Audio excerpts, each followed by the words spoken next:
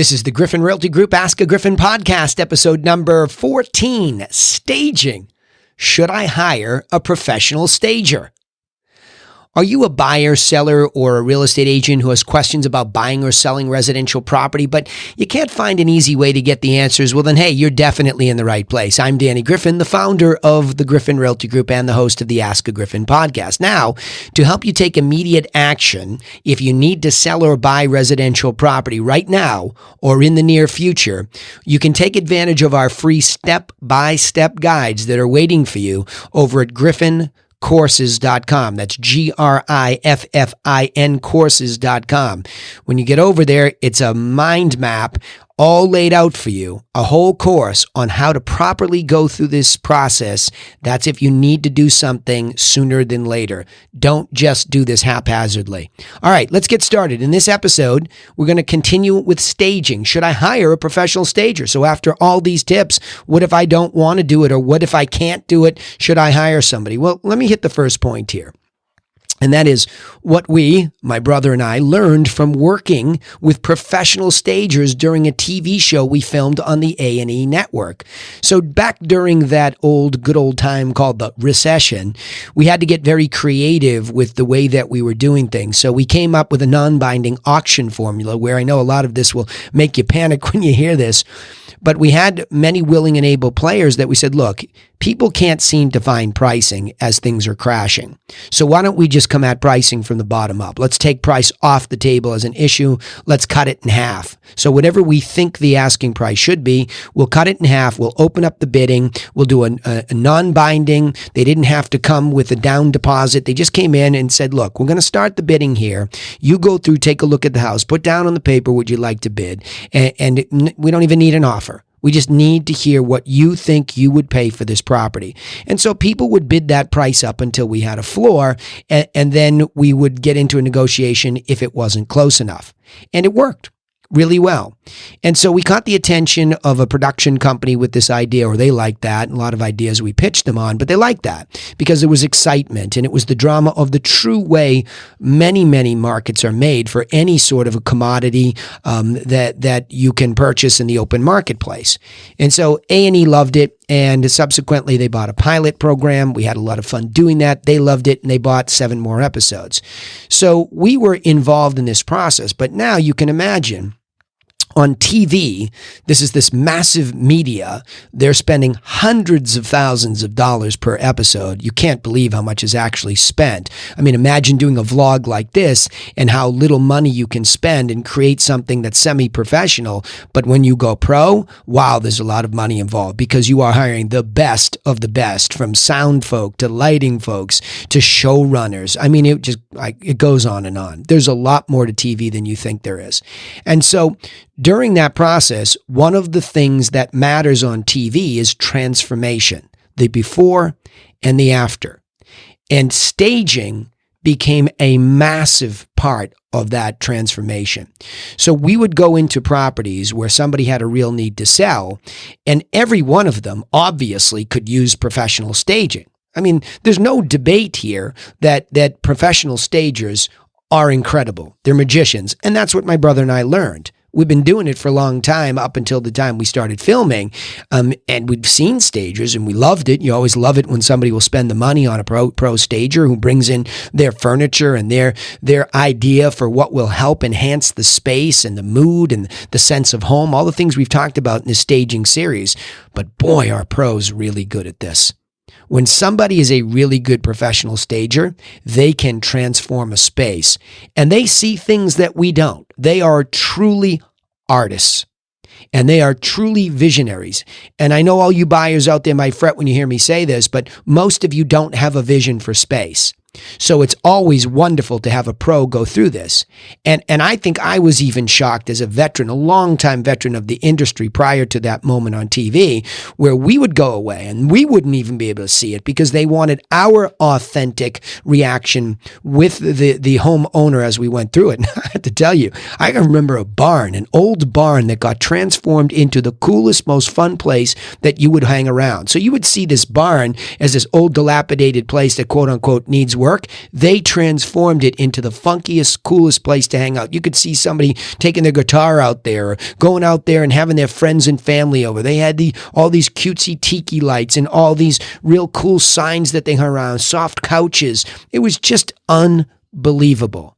So I will tell you this from firsthand experience, a pro stager can be phenomenal when it comes to adding value. I know you might see the cost of it.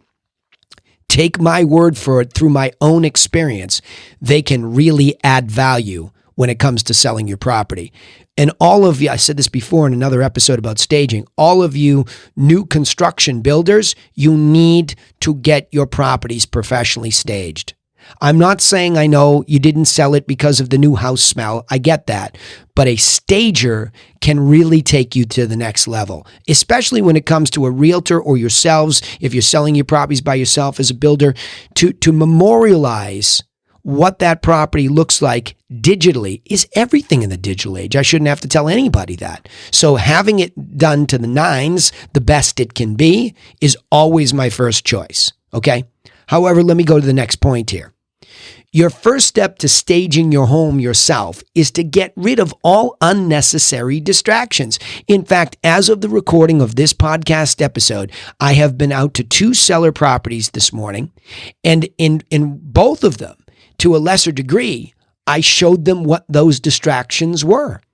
And they were personal stuff. So let me go to the first house. In the first house, he's an engineer. And so everything that he likes to tinkering with, from his fishing gear to the projects he's doing, was all over the basement. And this house is built by an engineer designer who you want people to know this is a fortress. But if they're going down, and it sounds crazy to talk about staging a basement, but it's very, very real. If you go down the basement and you're trying to say, what am I inheriting here? Am I inheriting a good house or not?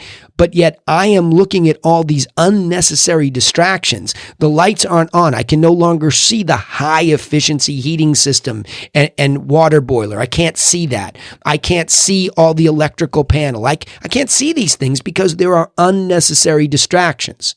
Now, coming upstairs, there's a big, beautiful room. It's all staged as an office. Well, the staging is right, and that looks good. It's better than a big empty space. However, there are papers and things everywhere that have to do with the ongoing business. Just make them go away into the drawers.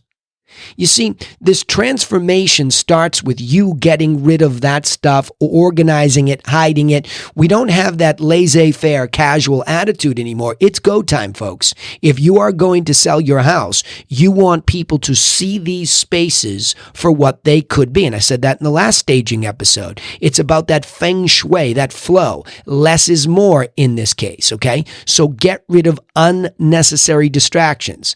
Let me go further on that case for a second.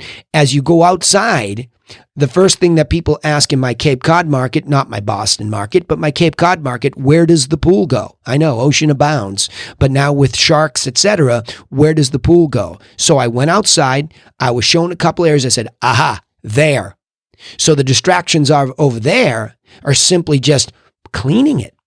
Making sure that the distractions aren't the leaves and the overflow ungroomed beds. Those are unnecessary distractions, because if you did something like that, now you go out with the staging, and I said, do you have outdoor furniture? Yes, we do. Do you have a picnic bench or an outdoor table? Yes, we do. Okay, you put that here. You gather these chairs around this fireplace, and then we clean the area so when it's being shown, the staging is showing the lifestyle.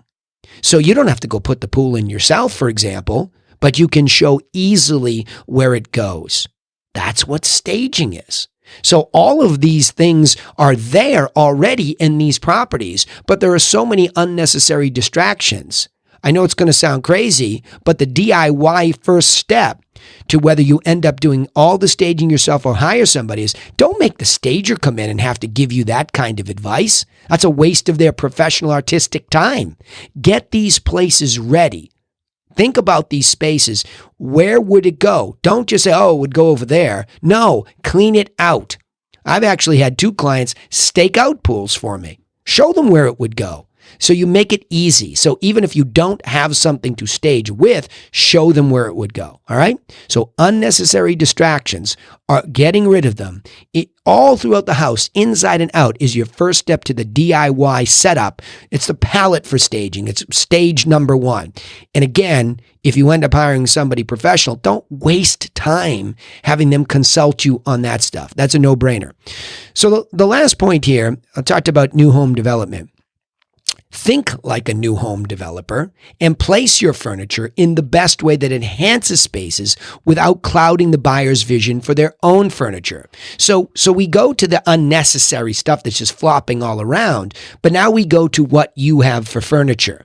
And you look at it and you think to yourself, if I were a new home developer and I came in here with the basics, where would I put them to enhance this room, to sell? When I'm in this room, I know how it lives.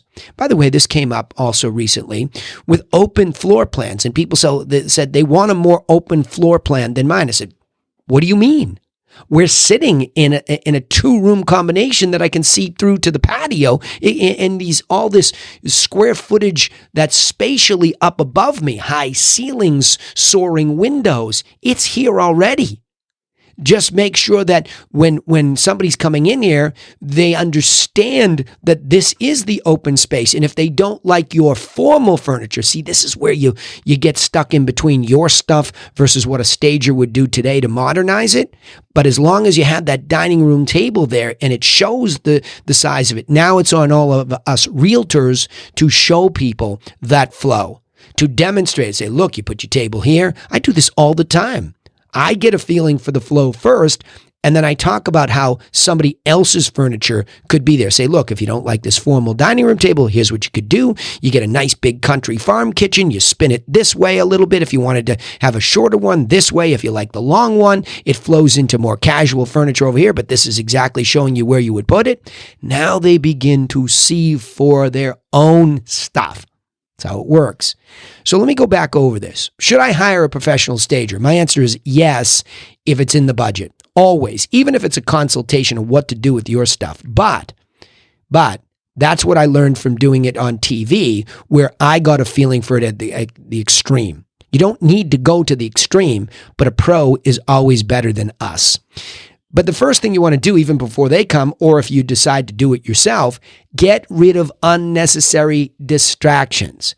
Don't get stuck in the mud with all this stuff that you've accumulated. At least hire the dumpster company and some dumpster folk who can get rid of the stuff for you quickly.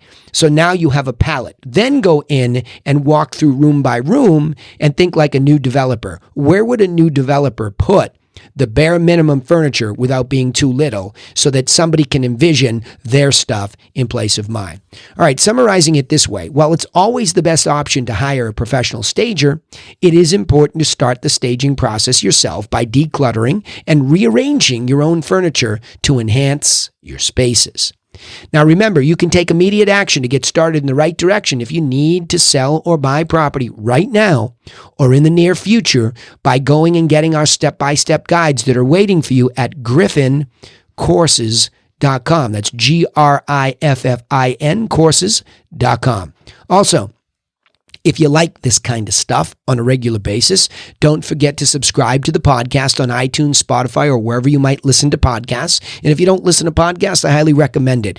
It is the way of the future. It is accelerated learning at its best. Then when you subscribe to something, you get updated on the episodes, and you can always go listen to a bunch of them in a row. We also post all of our episodes on social media channels that we are part of, which is most of the major ones, and we try to keep our stuff out there for you to find it at your leisure so you can get educated. But, of course, you want to subscribe to the YouTube channel. You want to like the Facebook page, follow us wherever, Instagram, etc. We try to put it all out there for you to find it.